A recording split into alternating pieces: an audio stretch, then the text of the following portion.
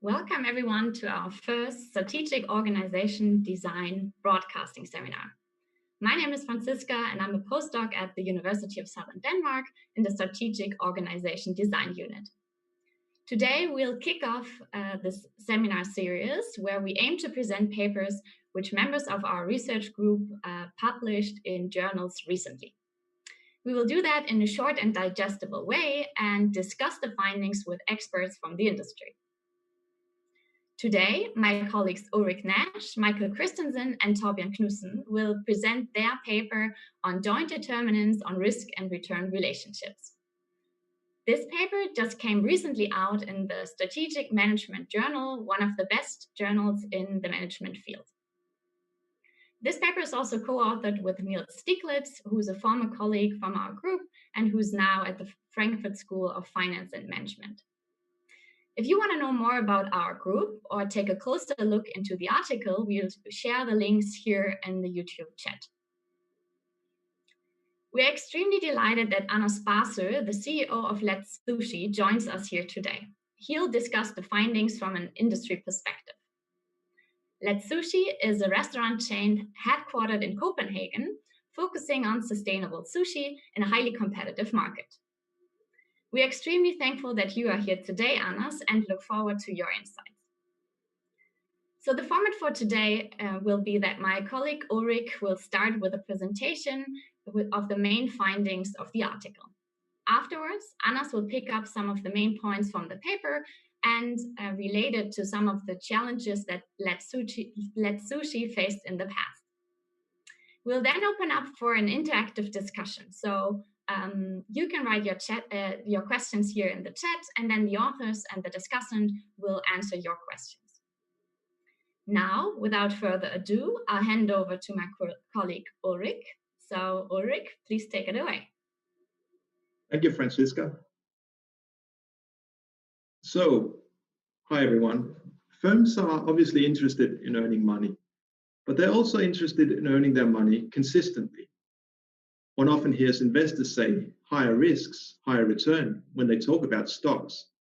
So, since a stock is a fraction of ownership in a firm, it's natural to ask the question, do firms with a higher variation in earnings also have a higher level of earnings?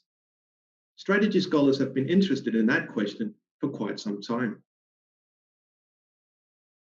Using financial reports, scholars usually examine the link between the level of earnings and the variation in earnings by focusing on one industry, by looking at a sequence of years in that industry, by calculating the average return on equity for each company to find the level of earnings of each company, by calculating the standard deviation of return on equity for each company to find their variation in earnings. And finally, they simply create a scatter diagram to look at the variables, the level of earnings and the variation of earnings to see what kind of patterns arise. And when they do that, they typically find a picture like the one shown on the following slide. We're looking at the US restaurant industry in the period 1995 to 2020. You'll notice the red segment here. On that segment, a lower level of earnings is associated with a higher variation in earnings. That is not what we hear people say about stocks. The red segment shows greater risk, lower returns. And in strategy science, this is often seen as a paradox. But notice the green segment. On that segment, higher levels of earnings are associated with higher levels of variation. That is exactly what we hear people say about stocks. The green segment shows greater risk, greater return. Scholars are very interested in unlocking the link between a firm's level of earnings and its variation in earnings. But so far, no theory has been able to explain the palette of reported patterns in a sufficient and unified way. Moreover, although strategy scholars are extremely keen to understand the notions of competitive advantage and sustainable competitive advantage, the effect of competition between firms has rarely been invoked in trying to explain this pattern. We found that almost paradoxical in itself and decided to do something about it. Using well-known game theoretic models of competition, our SMJ paper examines how competition among firms influence the relation between their level of earnings and variation in earnings. We found that the relation depends on two factors: how reliable the firms are in implementing their optimal strategy, and the intensity of competition between competitors as measured by how many there are, for example. An important lesson is learned from our paper. When considering a firm's level of earnings and variation in earnings, you should not merely consider the conduct of the particular firm in establishing its particular place in the overall pattern. No, you should also look at the role of the competitors of the firm. To understand why we think competition between unreliable firms provide a unified explanation of the link between a firm's level of earnings and variation in earnings, let me give you a good example. The example concerns the most famous duopoly of them all, the one between Coke and Pepsi. In 1985, blind tests between Coke and Pepsi were giving the top management of Coca-Cola what they believed was a clear negative signal. When they were unsure of what brand they were drinking, soda pop consumers preferred Pepsi over Coca-Cola. Given this signal, Coca-Cola's CEO, Roberto Goizueta, felt Coke's original recipe had to be sweetened. It turned out to be a massive mistake. Goizueta's decision to introduce New Coke affected Coca-Cola's earnings dramatically in the negative fashion. The financial markets saw the mistake straight away, and sure enough, within 3 months, Coca-Cola's revenues had fallen to index 85. Meanwhile, Goizueta's mistake benefited Pepsi. Pepsi quickly adopted to Goizueta's mistake, airing ads declaring that Coke was no longer the real thing. And over the next 3 months, Pepsi's revenues eventually rose to index 114. The example vividly shows that a mistake by one firm will affect its level of earnings and the level of earnings by its competitors. We also believe such mistakes will systematically affect their respective variation in earnings. Let me illustrate what the classic games of competition predict about the level of earnings and variation in earnings between competing unreliable firms. But first, some explanations. In the following walkthrough, I will indicate reliability of firms using standard imagery of a target. The bullseye on the target indicates the optimal strategy of the firm. The scatter of shots on the target indicate how close to implementing the optimal strategy the particular firm tends to be or tends to come. For example, consider this red target here, down here on the left. It represents the perfectly reliable company. It never fails to implement the optimal strategy. In comparison, this target here over on the right is representing a highly unreliable company that almost never implements the optimal strategy and is often far off that strategy. In the middle here, we have a highly reliable company that is nevertheless imperfect. Note also that in this walkthrough, red targets indicate the focus firm, that is, the firm that we are analyzing. The red targets here indicate the focus firm's competitors, of which there may be many or there may be few, thus affecting the level of competition in the industry. Let me start by tracing the focus firm's level of earnings and variation in earnings as it becomes more reliable, while facing perfectly reliable competitors. Notice that when the focus firm is more reliable, its level of earnings increase and the variation in its earnings fall. Next, let's see what happens when competitors have a slight degree of unreliability.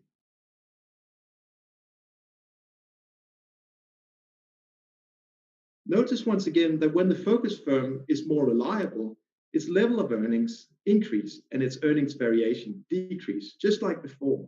But unlike before, because of the unreliability of its competitors, the level of earnings of this company increases for every level of variation in its earnings. Now let us hold the focus firm reliability constant and see what happens when it competes against increasingly unreliable competitors. We will assume that the focus firm is completely reliable. Notice that the focus firm's level of earnings and variation in earnings both increase. This pattern is not due to own variation. Instead, the pattern arises because of an increasingly unreliable conduct of the firm's competitors. We call this effect the reflection effect.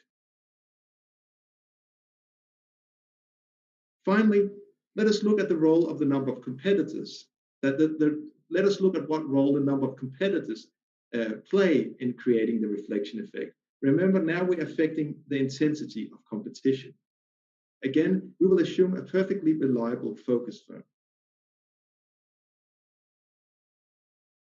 Notice that the number of competitors dampens the reflection effect. In other words, greater intensity of competition dampens the reflection effect. The reason is that although each competitor is unreliable, in the aggregate, with enough unreliable competitors, at least some of them will be implementing the optimal strategy by chance. Effectively, that creates a stable environment for doing business, where other firms have little effect on the focus firm's variation in earnings from period to period. However, the beneficial effect of the competitors' increasing unreliability remains as before. The focus firm's level of earnings increases.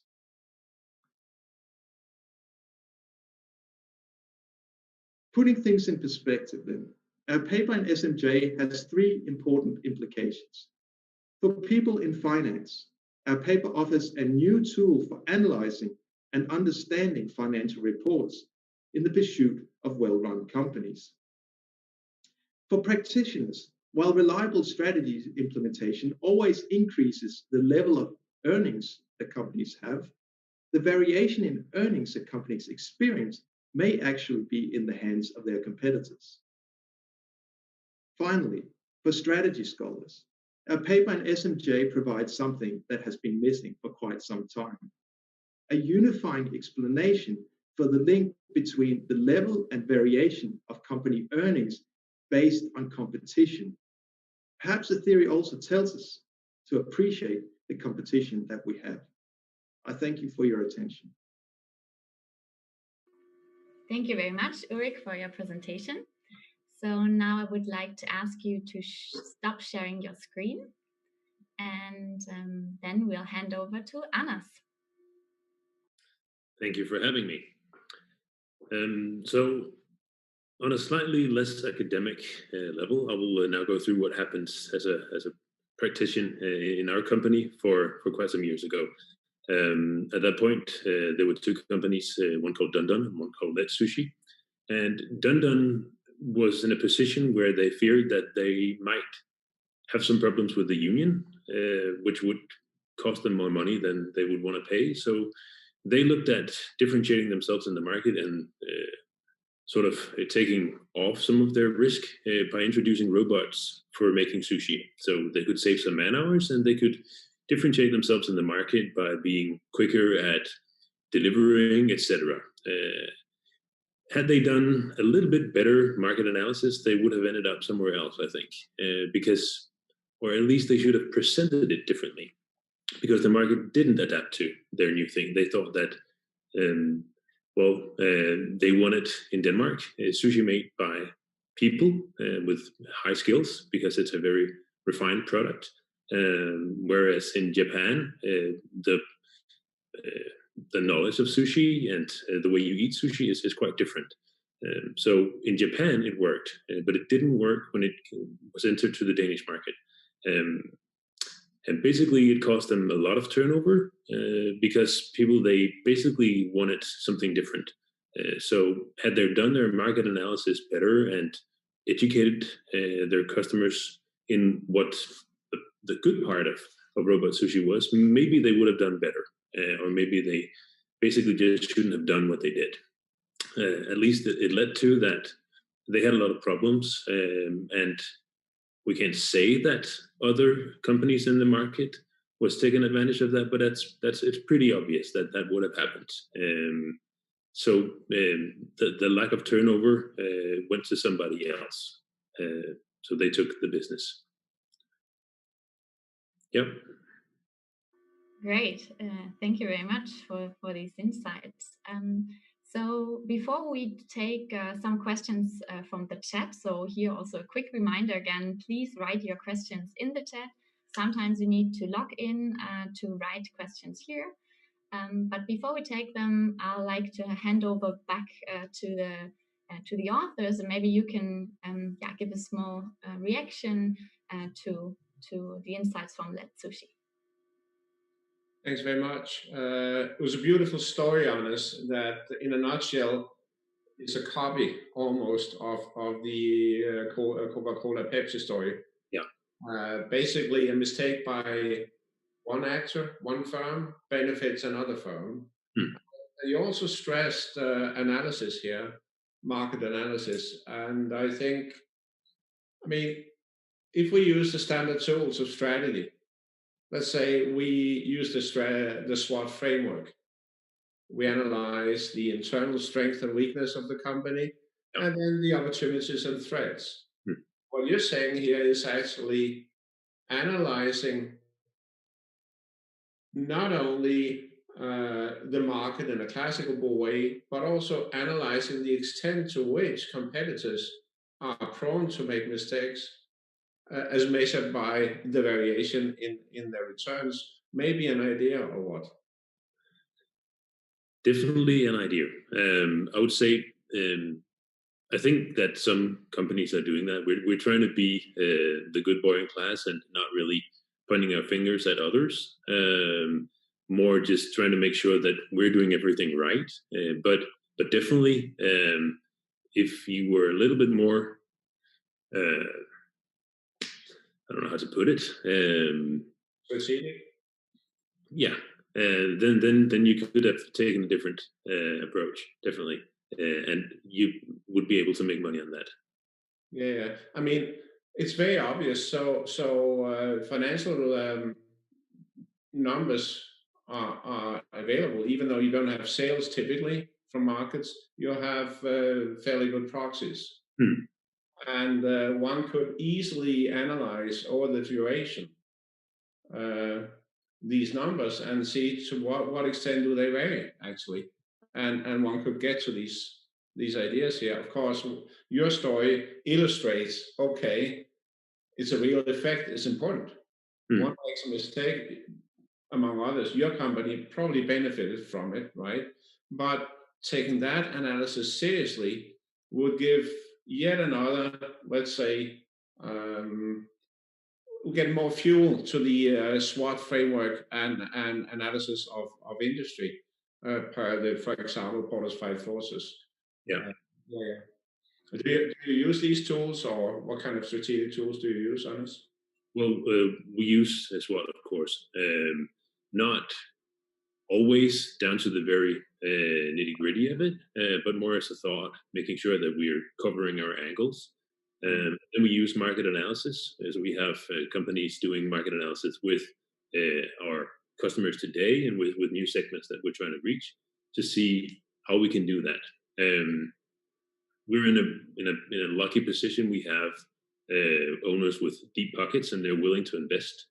So we're trying to lead the market, which sometimes leads to failures, to put it frank. But it's hard sometimes to tell people or to ask people if they would appreciate an idea if it's not on the market yet, because they might not know it. So sometimes analysis is more based on your gut feel, saying that, well, I can see these movements in the market. So if we can connect to these movements, then we will be able to differentiate ourselves in a different niche by introducing a new kind of product. So, yeah. That's very good, and I think it leads to a question relating to cultural preferences. Is that true, Francisco? Yeah, exactly. Yeah, we have a first question from the YouTube chat. I'll just read it out again. So if we look at the cultural origin of sushi, might that not make it quite reasonable that expertise is appreciated more strongly in Western countries versus non-Western countries? Yeah, you could say that. But then again, I think if you market things right, and if you sort of position yourself in a way that it's attractive to the end consumer, then you can get away with quite a lot. But you need to make a logical approach for the end consumer for them to sort of adapt to it. But yeah, market will always be different from Denmark to Japan, definitely. Right. Thanks. I think there are more questions coming up for you, Anders. Right? Yeah. Exactly. So we have another question for Anders. So which questions related to strategy or strategic management are keeping you awake at night?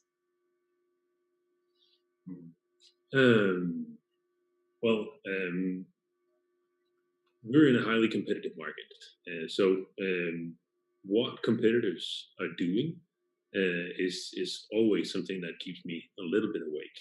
We're trying to lead the market. We're trying to be very ambitious in regards of sustainability, etc. And by that, we're trying to give ourselves a market niche or a market segment that we can own for ourselves. So looking at what other competitors are doing is of course always something that we're aware of. Yet again, we need things to change. So we need more competitors to become more ambitious when it comes to sustainability. So it's there are two sides of it. Very good. Thanks for that. There's another aspect to, I mean, your example, Anders, one could imagine a situation in an industry where you have some competitors that got it exactly wrong in interesting ways again and again, simply because there was not sufficient control with processes. Quality control was not right up there, and so on. And from what Ulrik presented here, it seems that such competitors are a blessing, and also your story is sort of a point illustration of that, which leads to the idea, I don't know how, as a manager, you would relate to the following statement that bad competitors are very valuable.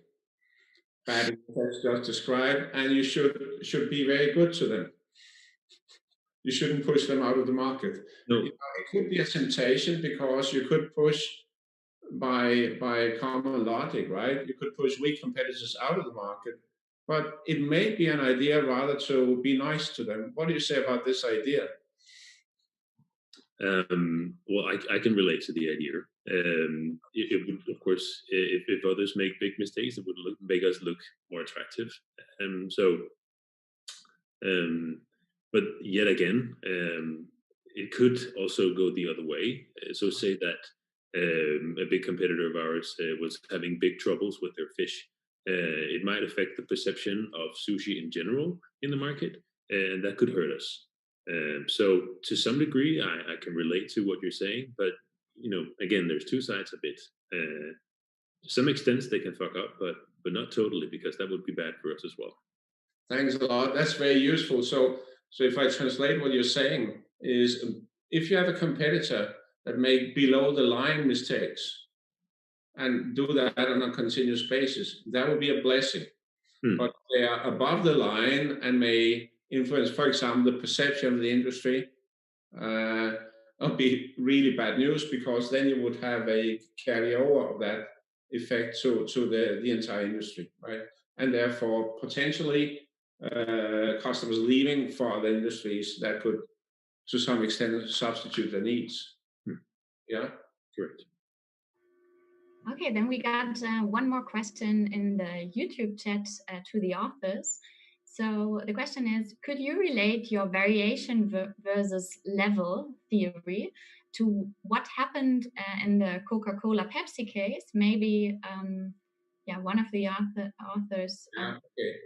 Thanks a lot for this question here. I think Ulrik, it would be natural for you to go on that, please. So the presumption would be that, well, we clearly heard that that Coca-Cola's earnings fell, so that the level of earnings that measured by the average would have fallen clearly, and Pepsi's increased.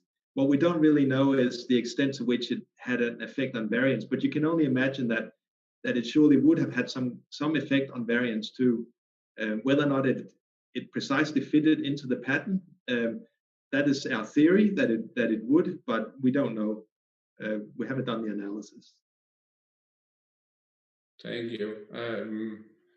I think that is a pretty good answer for that. Do you have anything to add here, Michael? Yes, certainly. Companies implement a stream of different strategic initiatives, and none of them are implemented perfectly. So this is just an example. The Coca-Cola case is just an example of a really important strategic initiative that failed big and introduced a big wiggle in the income stream. But as they implement others and perhaps smaller initiatives as well, all these different initiatives failing to some degree will all introduce variation in profitability, in the earnings. And so we just highlighted an example where the swing in earnings was quite dramatic, because I appreciate a lot Anders' comment or example here, because it shows how a failure of one competitor not only hurts own income and sets off a variation in that income stream, but also the competitors, because we operate with the Porter's five forces. We all know that a lot of competition is not good, but it's on a very abstract level. Here we try to go one step closer to what is it actually what's happening in these interactions, all these initiatives you try to implement in the different companies. How do they affect each other? So we're trying to get one step closer to why is competition good or bad? How is it good or bad for my company? Yeah, thanks a lot. So we have one more question for Anders from the chat. So the question is, how does the current COVID situation, so the lockdowns, support packages, behavioral changes by the customers, affect competition in your industry now and maybe also in the future?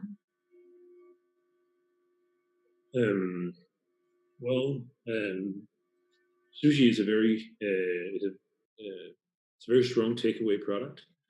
So right now we're doing fine turnovers, and I think the majority of our competitors are as well. We have a business model where it's fairly easy for us to switch from people eating with us to selling takeaway, because we were selling takeaway already. So now we've just closed our restaurant so that you can't have dinner with us, but you can take it home instead. And that's working really well. I know that other competitors might be in a slightly harder situation if they have bigger restaurants. They have higher costs that they need to cover that they can't capitalize on for the moment. But as long as they're able to sell a lot of takeaway, they will be able to come through it. So for our parts of the industry, we're pretty okay.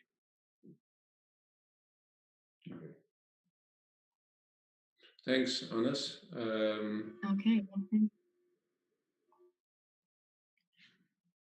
And more questions, Franziska? Yeah, so I think we have time for one last question. And this last one is again for the authors. Sad about the asymmetry of profitability and variance curve that was shown in the presentation.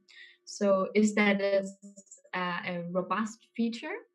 And what are the implications of your model on this asymmetry? Thank you so much, Franziska. So the curve we saw was that Ulrik showed had a red part and a green part, one going down, the other going up. So in one, we have a negative relation between the level of profit and the variation in profit. And the other one, we had the positive. However, as you saw, the positive was slightly shorter. And if you look at this positive, which is quite puzzling, right? In some sense that we have both, but if we look at the positive is exactly as Ulrik told, where we see the reflection effect. And the reflection effect, remember, if we take the example of Coca-Cola and Pepsi, they influence each other a lot. One mistake by one, big gain by the other. In the example from Anders, we have multiple firms benefiting from that mistake from Dondon. The more firms you have, the more, as Ulrik told us, the reflection effect will be damped. Why? Because all the little mistakes, or big mistakes for that matter, by other firms cancel out. As they cancel out, that positive portion will disappear. And you will have a straight negative line. So with the number of firms, the shape will change. Also, with the competitive pressure, as we think of it in strategy, for example, in Porter's Five Forces, will also have an effect. And in this way, we have four possible signatures here: a straight negative, a straight positive, an inverted U-shape, and the U-shape that Ulrik showed. And our model predicts each of them. So in this sense, our model adds three things to different people: to finance and to analysts interested, for example, investors and owners. It adds a fine-grained tool to actually analyze the relation between the implications of the relation between the level of earnings and the variation in earnings. For the management, top management in particular, it offers a new tool for strategic analysis that can connect the reliability of competitors' processes, actions, and so on, as they are expressed in earnings. And you can draw interesting and important strategic implications that, as we've discussed here, can be fed into your SWOT framework. And finally, for theory, as I indicated, we have a unifying explanation. So we have a long literature on this paradox here, also known as the Bowman paradox. How could it be that you can both earn more and have less risk? That's one part of the curve. And how can it be sometimes when we look at financial reports and summaries, we have a U-shaped curve. And how could it be in rare cases you might even have a positive curve? So what we add to theory is an explanation that with these simple ingredients, own reliability of own processes versus reliability of other processes, can explain all of them. So I think with this, I should give Ulrik a last word. Well, thanks, Thorbjørn. I think you pretty much summed it up. If I could only just mention, because I can notice this is that question was posed by my good colleague Davide Marchiori. When you look at this U-shape, and you do that, and people have done that a lot of times, this positive curve, it is actually less steep. So you do have this asymmetric type of, it's not just a symmetric V, it's more like a little bit like that. And interestingly, the theory, prospect theory, can also explain that. So it'll be interesting to see how well our theory gets into the people's minds, because our theory can also explain why you would have this less steep positive slope. So that'll be interesting to see. Thank you, Ulrik. So avenues for future research here. Michael, last words? Yeah, I hope this will be followed up empirically, because what we provide here, I think, is a very elegant model. As Ulrik mentioned, it's a unified model that can explain all the signatures. But of course, other effects could be at play here, and it's up to empirical research, of course, to see the weight of each explanation. But I'm glad that we finally introduced some competition, some real live action between the firms in our frameworks of how to handle competition. Alrighty. Anders, thanks for joining. Last words here. Yes. Thank you very much. Yeah, thank you very much, Anders, for your participation again. Thank you. Yeah, so there's only a few final remarks. Thorbjørn, do you wanted to say something? I think I've been around pretty much what we offer here, right? So I'm in particular thrilled that we speak in a serious way to practice. We have an example, but I would like to hear, Anders, if apart from having connection to your wonderful example with Dundun, do you see any further ideas that you could pick up here? Well, yeah, we're gonna be looking maybe a little bit more into what competitors do on a financial level. I think that your model is definitely something that we could apply to our research. Definitely. Thank you. And last words from me goes to the competitors of a firm. A key question here is: do you want to, if you could, push them out of the industry and thus earn higher monopoly rents per the usual strategy advice, or would you embrace them and treat them nicely and benefit from their mistakes? I think that's the key strategy trade-off in the interconnection between practice and theory. So thank you all for your attention. Thank Anders for your participation, and thank you very much, Franziska. Yeah, thank you. So I can see that in between more than 90 people were watching this session. So this is something that doesn't usually happen to us. So yeah, we are extremely excited about that. And thank you again, Anna. So we are extremely delighted to have you here. And yeah, I just wanted to point out that there are more questions in the chat that we couldn't answer now, but we'll come back to those questions in a written way in this chat. So this is very nice that all of you engaged so much in the discussion here. So in the upcoming spring semester, we'll have 2 more of these kind of events, of these broadcasting events. And you can follow us on Twitter or LinkedIn to get information about these upcoming events. We'll have, again, experts from the industry discussing articles that were published by members of our group. So last but not least, I would like to say also thank you to Diana and Stefano, who are also researchers in our group, who made this all possible. Behind the scenes, all the technical stuff was organized by them. And yeah, so thank you very much to all of you, and see you soon.